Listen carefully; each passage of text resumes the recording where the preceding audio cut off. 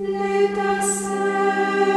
du feu divin est en moi, la semence de l'Esprit Saint grandira.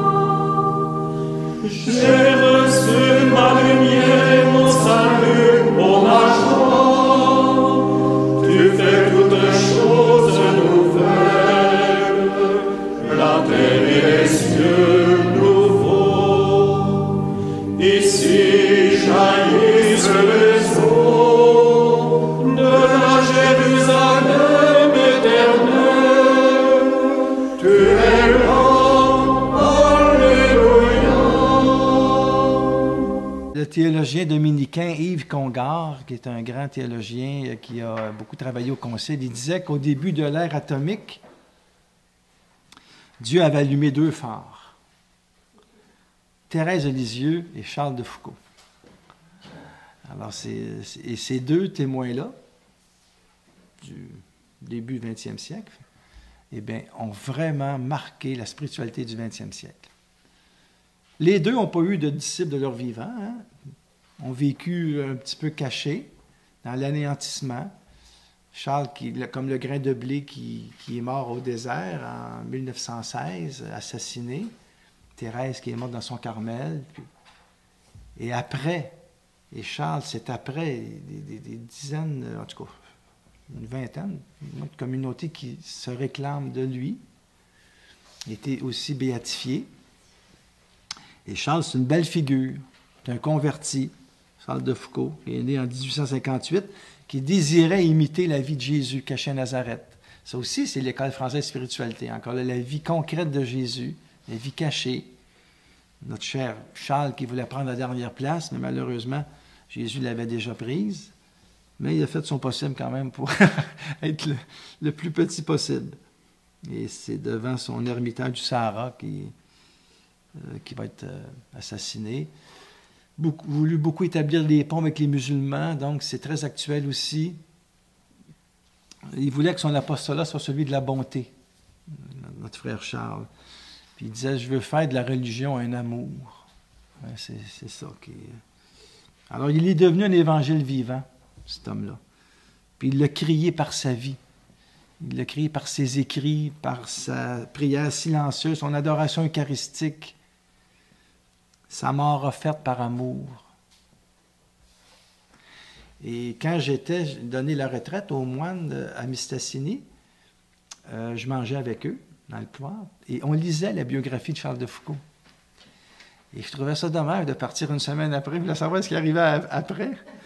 Puis là, j'arrive ici, là, vous lisez la vie de Mère Agnès, la petite Thérèse, la sœur de la petite Thérèse. Puis là, j'avais hâte de savoir, il y a eu juste une journée. Alors, ben, dans mon cœur, mais écoute, Jacques, juste entrer en communauté si tu veux savoir tout là. Mais ça, c'est quelque chose de beau, en communauté comme ça, dans les communautés contemplatives, c'est que, tu vois, la table, c'est un lieu de communion. Et vous savez, dans les monastères cisterciens, j'en parle dans mon livre Saint-Bernard, c'est une communion aussi, comme à l'Église. Et d'ailleurs, les moines se font face, comme à l'Église, dans les stalles. C'est toute pensée, ça, l'architecture, le cloître, qui est comme un petit sentier vers le ciel. Et au cœur du cloître, c'est toujours un jardin. Comme on dit, c'est le paradis terrestre. Alors, notre Charles de Foucault, ben, c'est ça, c'est le grain de blé qui va être enfoui dans le sable et puis qui va avoir un grand rayonnement, surtout par Sœur Magdalene de Jésus, petite sœur de Jésus, puis René Voyaume aussi, qui va beaucoup élaborer ça. Alors, c'est bien dommage pour notre Charles, mais on dit juste ça, là, parce que je vais parler d'autres témoins du 20e siècle. D'abord, un mot sur la spiritualité catholique au 20e siècle. C'est une spiritualité qui était marquée par le renouveau biblique. Nous, ce qu'il faut vraiment comprendre, c'est qu'au début du 20e siècle, avec l'école biblique de Jérusalem, avec le dominicain, le père Lagrange, puis tout ça, on aurait découvert la Bible et on a fait des études bibliques. Et ça a marqué beaucoup notre spiritualité. Les textes bibliques, on est vraiment revenu à la Bible. Parce qu'avant, même les catholiques ne lisaient pas la Bible. Et de plus en plus, maintenant, on la lit, on l'a, Puis, mais c'est encore dans les esprits, hein, c'est pas encore entré dans les mœurs, dans les foyers catholiques, alors que les protestants lisent la Bible, tout ça. Nous, c'était comme si c'était un peu interdit, on dirait. Mais avec le renouveau biblique, ça a été très important, ça. Il y a eu le renouveau patristique, où on a redécouvert les pères de l'Église. Et avec la collection Sources chrétiennes en France, puis des grandes collections, on a traduit les auteurs à partir vraiment de la langue originelle. On a vraiment travaillé les textes, et c'est important, ça. Puis aussi le renouveau liturgique. On a tout renouvelé la liturgie. Avant, c'était en latin, le prêtre face à l'autel, tout ça. On a tout changé ça. Vatican II était le concile de la liturgie. Mais tout ça, ça donne des maîtres spirituels qui sont des gens qui sont liturgiques, qui sont bibliques, qui connaissent les pères de l'Église. Et la liturgie surtout, parce que quand tu regardes Jean de la Croix et tout ça, puis bon, même Charles, il ne parle pas beaucoup de la liturgie dans le fond. Hein. Vatican II a beaucoup mis l'accent sur la liturgie. Il y a un décret qui est exclusivement sur la liturgie. Et c'est là qu'on découvre l'Eucharistie aussi, prière et source de la vie chrétienne. Comment qu'on doit dire l'office. On a tout refait la liturgie des heures. On a tout refait le calendrier liturgique où c'est sur 3 ans, année ABC, puis les dimanches, non, les dimanches c'est ABC, puis l'année c'est père et impair. Et durant ces 2 ans, puis 3 ans de dimanche, on lit quasiment une grande partie de la Bible. C'était pas comme ça avant. On a tout renouvelé. Et ça marque la spiritualité qui est très ecclésiale. Les saints d'aujourd'hui, c'est des gens qui vivent la liturgie, qui prient en communauté, qui adorent, qui chantent et qui sont aussi... qui puisent beaucoup à la Bible. Mais ça l'était avant, ça. Il y avait juste ça, hein, les pères, les Saint-Bernard, puis tout ça, tu sais, c'est la Bible. Mais c'est juste pour vous dire que ça, c'est quelque chose qui est très particulier. Aussi, avec le Concile Vatican II, on est revenu au Christ. C'est la primauté, c'est le Christ. On a mis l'accent sur le sacerdoce baptismal, qu'on est tous baptisés, qu'on est tous appelés à la sainteté, et qu'il faut discerner les signes des temps, que le Seigneur parle à travers les temps, comme l'écologie, les signes qu'on a, toutes sortes de choses qui sont belles. Il faut discerner qu'est-ce que le Seigneur veut nous dire là-dedans.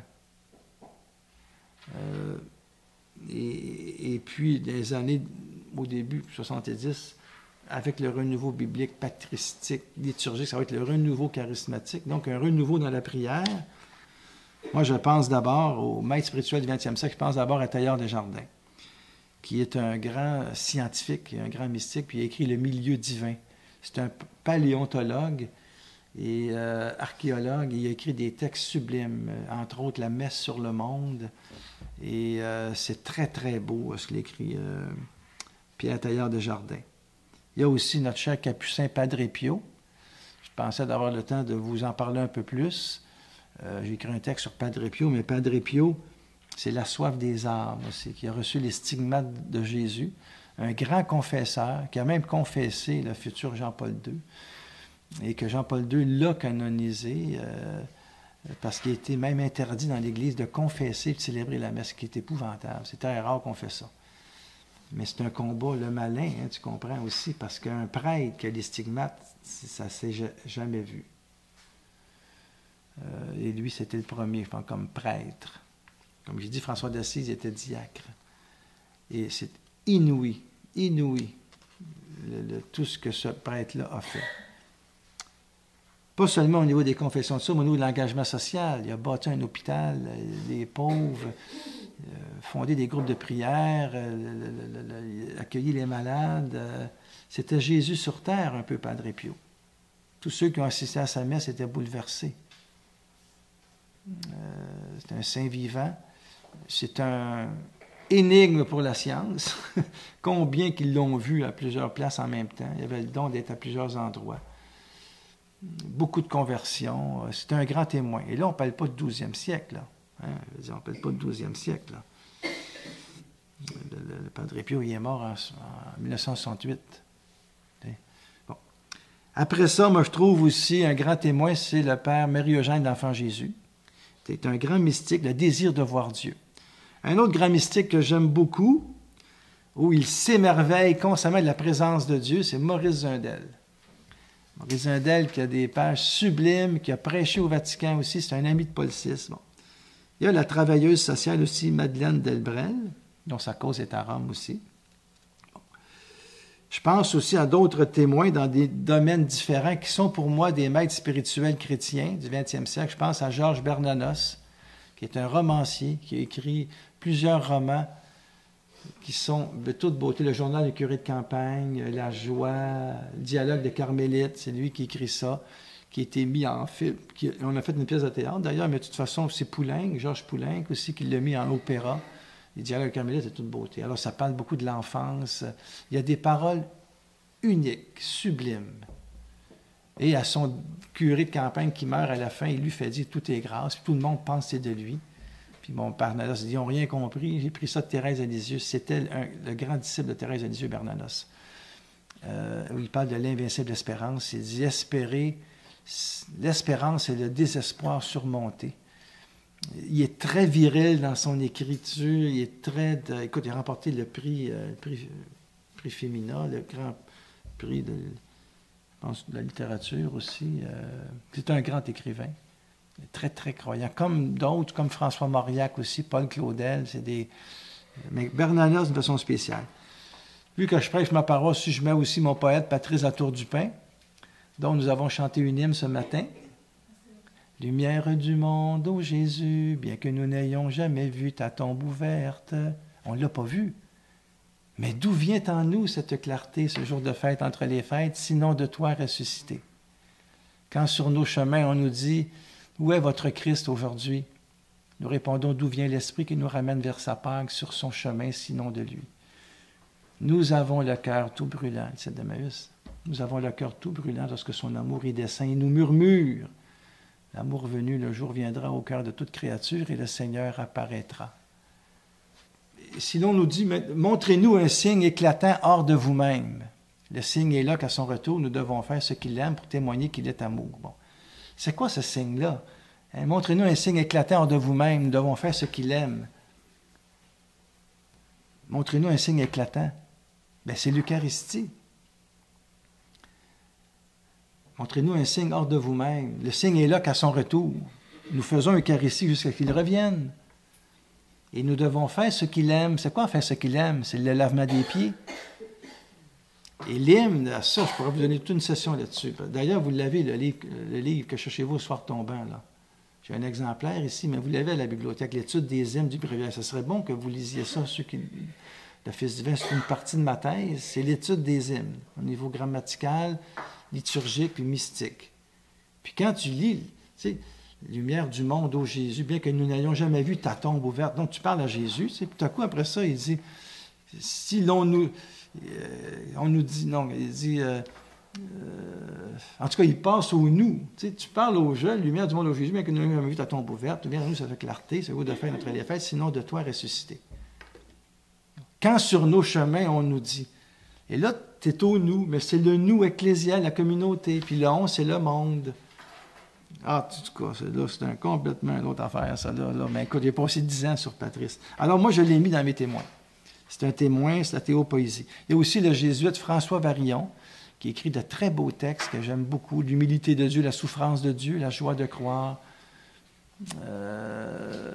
François Varillon qui disait qu'il faut avoir la beauté de Dieu puis la souffrance du monde en même temps. T'sais.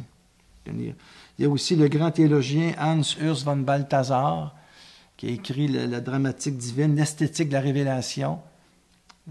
Il y a la stigmatisée Marthe Robin aussi, que j'ai rencontrée.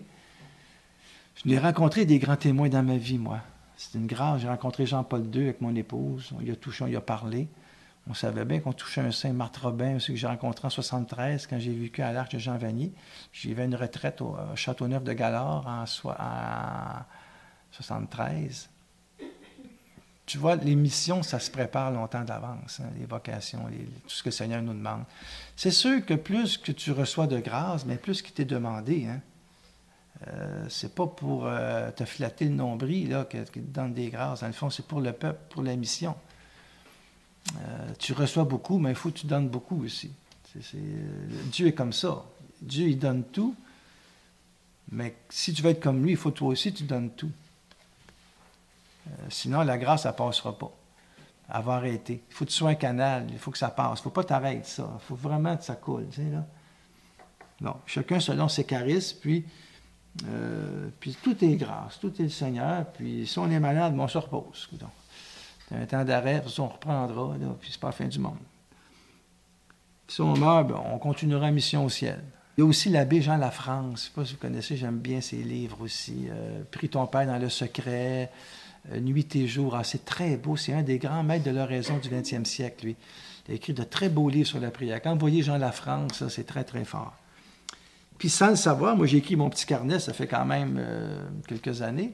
Puis là, j'ai dit, mentionnons également le père Henri Caffarel.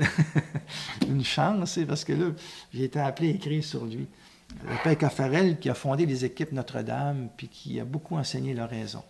Sa cause, d'ailleurs, de canonisation est à Rome, lui aussi. Le laïc Pierre Coursat, que j'aime beaucoup. Pierre Coursat, qui est inconnu, mais sa biographie est sortie. C'est le fondateur de l'Emmanuel. C'est un laïc, la communauté de l'Emmanuel. Et puis sa cause est à Rome, lui aussi. Et il est mort en adorant. C'est un adorateur sacrément, un homme tout simple qui ne voulait pas que le projecteur soit sur lui, mais qui est venu aux États-Unis, qui a regardé le renouveau, puis qui l'a parti en France, comme le père Caffarel. Après ça, il était beaucoup plus critique vers le renouveau que le père Caffarel. Il trouvait que c'était trop, des fois, exalté, puis à un moment donné, passer une intériorité de silence, puis des fois, ça pouvait porter à différentes exagérations. Bon. Il avait raison aussi, mais Pierre Coursat, c'est un beau témoin qui est moins connu. Mère Teresa, bien sûr. Mère Teresa qui est sainte maintenant. Mère Teresa, les missionnaires de la charité. Il y a le frère Roger aussi, le frère Roger Thésée, qui a fait beaucoup, beaucoup pour les jeunes. Concile des jeunes, très beau témoin. L'abbé Pierre aussi. Et beaucoup d'autres chrétiens comme ça qui sont vraiment des beaux témoins. Mais, parce que Paul VI avait raison quand il disait l'homme contemporain écoute plus volontiers les témoins que les maîtres. Ou s'il écoute les maîtres, c'est parce qu'ils sont des témoins. Alors, on en a vu plusieurs durant notre cours. On sent que ça tire ça à la fin. On va étirer ça un peu. Il y a les papes aussi qui sont des grands témoins, des grands spirituels du 20e siècle. Écoute, tous des saints d'ailleurs. Moi, je pense à ceux que j'ai connus. Là. Jean XXIII, Paul VI, Jean-Paul II, Benoît XVI, François. Bien ça, c'est tout canonisable, ce monde-là. C'est tous des beaux témoins. D'ailleurs, il y en a plus, déjà, il est saint, Jean 23, Jean-Paul II. Paul VI est bien heureux, il s'en vient. Paul VI il est plus méconnu, mais c'était le pape du concile, puis c'est lui qui a nommé les premières femmes docteurs de l'Église, c'est lui qui a commencé les voyages, hein. Il est allé à l'ONU, à Jérusalem. Paul VI, c'est un grand, grand pape, ça. Et bien sûr, Jean-Paul II, là, c'est Jean-Paul le Grand. C'est 25 ans de pontificat. Et c'est un bloc de prière. Et lui, il a ramené l'espérance dans l'Église. Il a décomplexé l'annonce de l'Évangile. C'est toute une génération de jeunes de Jean-Paul II, hein, de ces années-là. Moi, je suis un petit peu trop vieux pour être cette génération-là. Benoît XVI aussi, grand théologien du 20e siècle, qui a beaucoup travaillé au concile, qui est devenu pape et qui a été extraordinaire aussi dans ce qu'il a écrit et qui a eu cette audace, cette humilité de renoncer à sa charge pour laisser la place à François qui s'en venait. Et ça a marqué beaucoup l'histoire de la papauté et ça va avoir des répercussions énormes. Et ça prenait Benoît XVI pour faire ça, comme ça prenait Benoît XVI pour succéder à Jean-Paul II. Benoît XVI, c'est le pape de la douceur et de l'humilité. Et déjà croisé au Vatican, ça paraît bien dire ça de même. C'est parce que quand j'étais pour la béatification de Mère Teresa, on avait félicité le cardinal Ouellette, qui a été nommé cardinal, puis je l'avais croisé. Ratzinger était tout petit, qui avait l'air très attachant. Je n'ai pas parlé, mais j'aurais dû, mais en même temps, il était avec quelqu'un d'autre, c'était embêtant, tu sais. Mais il était très courtois, très accueillant. Il était un très bon pape. Il l'est encore, d'ailleurs. Hein? Il n'est pas mort, lui. Là.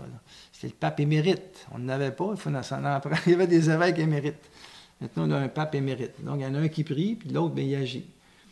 Et puis, pour François, il dit souvent que moi, c'est comme mon grand-père. Là. Quand j'ai besoin de quelque chose, je téléphone, puis il me donne des conseils. Il ne joue pas à la belle-mère, lui, là, du tout. Hein? Il se mêle de ses affaires, Benoît XVI, il prie. On ne le voit pas souvent.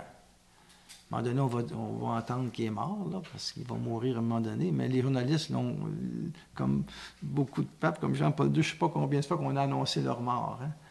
Et puis, ça n'arrive pas. Mais c'est ça. Et puis... Alors, vous avez vu dans le cours que je me suis surtout concentré sur la tradition catholique. Mais je voudrais quand même citer quelques saints orthodoxes byzantins, la liturgie byzantine, la spiritualité byzantine. D'abord, il y a Jean Climac. Saint Jean Climac, en 575-650, qui a écrit « L'échelle du paradis », il montre comment monter vers Dieu par la prière. Moi, j'ai marqué ceux que j'aime beaucoup, là, mais en même temps, c'est des grandes figures. Il y a aussi Maxime le Confesseur, qui était, si vous ne connaissez pas, c'est à découvrir, lui. Et son discours ascétique. Il y a aussi Jean Damascène. Je l'ai mis parce qu'il est né le jour de ma fête. Il est fêté le 4 décembre, c'est ma fête.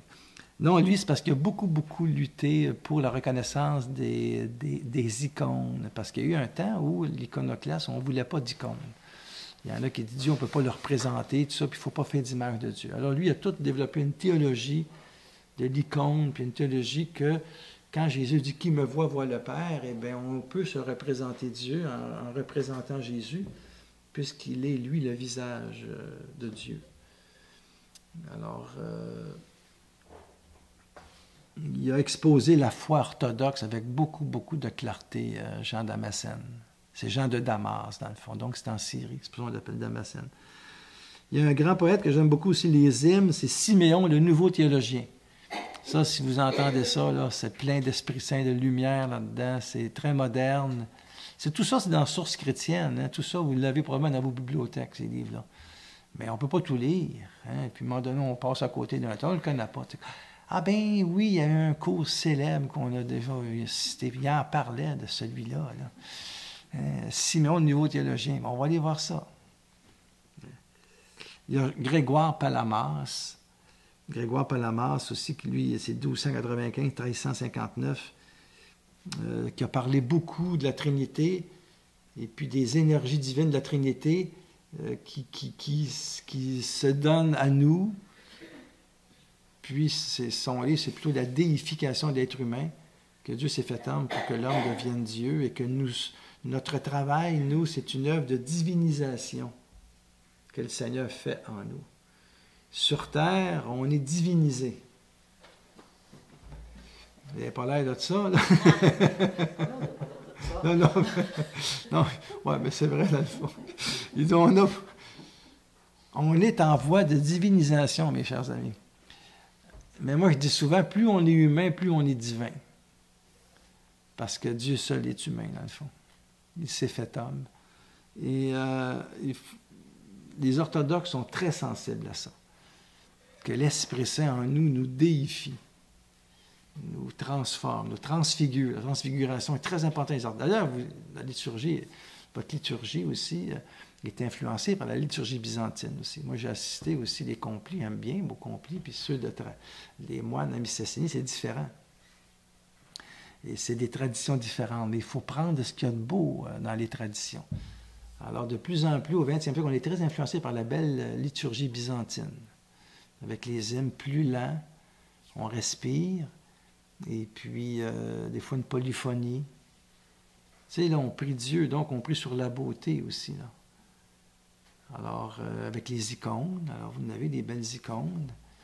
Alors, tout ça, c'est pas dans la tradition catholique telle quelle, ça vient des pères grecs, de la théologie byzantine, russe. Alors, c'est important de s'ouvrir à ça. Moi, je trouve qu'eux autres, ils sont plus près de l'expérience encore que notre tradition occidentale, plus théologique. Tu comprends?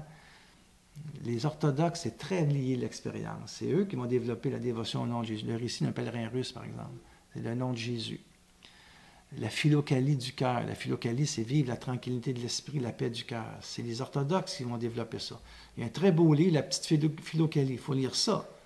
Et dans la petite philokalie, vous avez Saint Jean Damascène, vous avez Maxime le Confesseur, vous avez Simeon le Nouveau Théologien, vous avez des grands mystiques orthodoxes qui nous parlent de la vie mystique de Jésus, puis tout ça. Il y a 3 autres maîtres chrétiens aussi que je veux vous parler, parce que je me rends compte que je finis mon livre, puis tu sais, j'essaye. Ça, c'était un truc littéraire, ça, parce que je me suis rendu compte qu'il y en a que j'ai vraiment pas eu le temps de les mettre là-dedans. Puis là, j'essaie de trouver. Alors, tu as Saint Séraphin de Sarov, tu as Charbel Maklouf, puis tu as Saint Silouane. Bon. Séraphin de Sarov, grande figure russe, décédé en 1833 de l'Église orthodoxe, qui, lui, c'est vraiment... Lui, il dit, la finalité de la vie chrétienne, c'est l'acquisition du Saint-Esprit. Si tu as la paix en toi, des milliers autour de toi auront la paix. Et à un moment donné, Séraphin, il vivait ermite un petit peu en Russie. Il vivait dans un endroit, là, il appelait ça une sorte de petite taïga, une petite savane, en tout cas. Puis dans son terrain, il y avait tous les mystères de Jésus. Il m'en a dit ça, c'était le Golgotha, une petite chose. Il m'en a dit ça, c'est l'Annonciation. C'était tout fait, la Terre Sainte. Tout bien identifié. Puis il y avait un disciple qui est venu le voir. C'est un texte très célèbre que vous avez peut-être l'occasion de rencontrer. Mais en tout cas, sur Internet, vous l'avez, c'est sûr. Saint Séraphin de Sarov, vous cliquez là-dessus, Google, vous montrez toutes les... Il y a des photos, Séraphin de Sarov, des icônes, et puis il y a des textes de lui. Puis c'est son disciple qui vient le voir, puis il dit, c'est quoi, Père? Il dit, la paix de l'Esprit Saint. Puis là, il y a un petit peu de neige, je pense, là, c'est l'hiver, et puis là, il s'assoit dehors, puis il commence à y parler. Puis là, à un moment donné, il dit, puis là, la neige autour fondait. Il fait autour d'eux. Puis là, il parlait, puis il dit, Père, il dit, j'ai de la misère à vous regarder. Puis là, il dit, je sens une chaleur, puis il dit, on dirait que c'est comme la neige à fond, puis il était tout en feu, Saint Séraphin de Sarov éclairé. Puis là, il dit, je sens une chaleur dans mon cœur. Il dit, mon fils, il dit, tu vois de cette chaleur, il dit, cette paix, regarde-moi, n'aie pas peur. Mais il dit, c'est ça, la paix de l'Esprit Saint. Et alors, c'est tout un texte, c'est de toute beauté. Il dit, tu vois, mon fils, il dit, c'est ça, la paix de l'Esprit Saint. Bien, ils sont transfigurés, ces êtres-là. D'ailleurs, on l'appelait, lui, le transfiguré. Puis quand il recevait quelqu'un, tout le temps, quelqu'un arrivait et dit, « Oh, ma joie, Christ est ressuscité. » Moi, j'ai essayé de faire ça. À un moment donné, chez nous, le téléphone a sonné. Il dit, « Oh, ma joie, Christ est ressuscité. » Jacques, il dit, ça va? Ça va-tu? Arrêtez ça. Je me prenais pour Saint Séraphin de Sarov. Mais quelle belle manière d'accueillir quelqu'un. Tu sais. Vous lirez Saint Séraphin de Sarov, il y a des belles biographies sur lui, c'est un grand témoin. L'autre aussi, c'est Charbel Maklouf. Je l'ai découvert beaucoup par ma fille Isabelle, qui est allée plusieurs fois à Lisieux, puis il y a des Libanais, puis elle est très près des Libanais. Elle connaît beaucoup de moines maronites. Et puis Charbel Maklouf est entré dans la famille, dans le fond, puis un moment donné, j'ai lu sur lui un film, un très beau film, puis c'est beau avec sa barbe, puis une petite affaire au centre, là, sa barbe. Écoutez, c'est comme le frère André au Liban, c'est des guérisons, son tombeau tout plein de monde. Et Charles Maklouf, c'est un grand saint libanais qui est très aimé dans son pays, puis qui est fêté dans l'Église aussi, parce que les maronites, ça fait partie de l'Église catholique aussi. Puis il y a notre saint aussi religieux, le Silouane, Saint Silouane du Mont Athos. Silouane qui est... c'est très fort ce qu'il écrit. C'est beaucoup de larmes, la joie tout le temps, parce que les Russes mettent beaucoup l'accent sur la joie. Grec aussi, Mont Athos, c'est en Grèce. La spiritualité chrétienne fleurit là où les maîtres et les saints se laissent travailler par l'esprit. En fin de compte. Puis, les maîtres d'aujourd'hui aussi sont brûlés de l'intérieur par l'Évangile. C'est l'Évangile qui nous fait entrer en contact avec le Maître, le premier-né d'entre les morts. Hein. Qui nous séparera de l'amour du Christ? Chacun répond à sa manière, selon là où ils sont, avec leur psychologie. Et on en a vu plusieurs. Puis cette spiritualité-là, qu'on en a vu, de tous ces maîtres spirituels-là, c'est pas du tout une spiritualité individualiste. seulement prier pour soi, puis arriver à une libération de soi. Non. C'est pour transformer le monde de ces structures égoïstes, c'est de porter le monde, c'est s'engager pour la paix.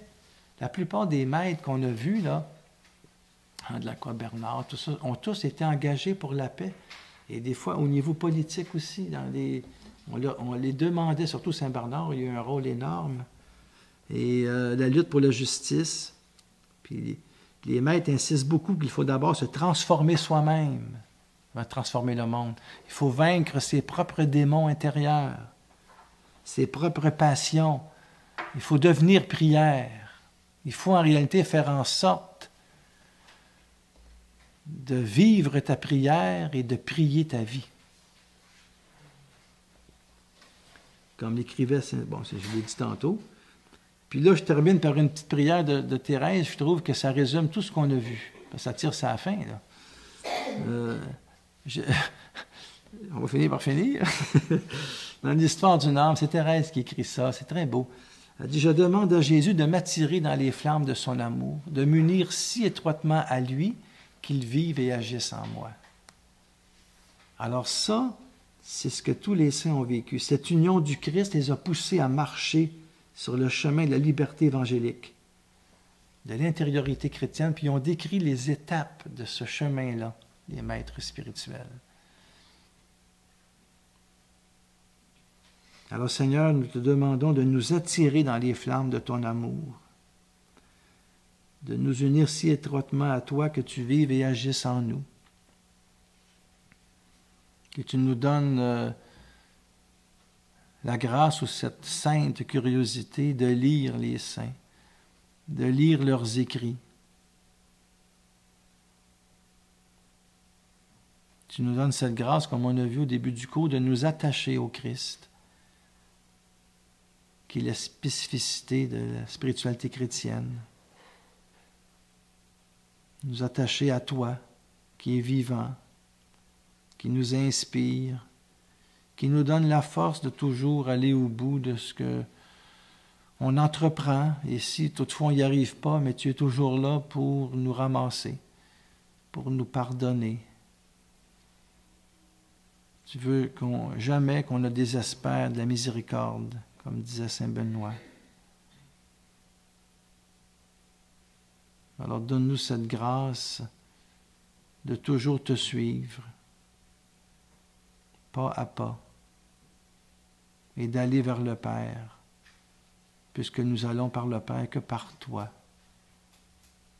dans l'unité du Saint-Esprit, pour les siècles des siècles.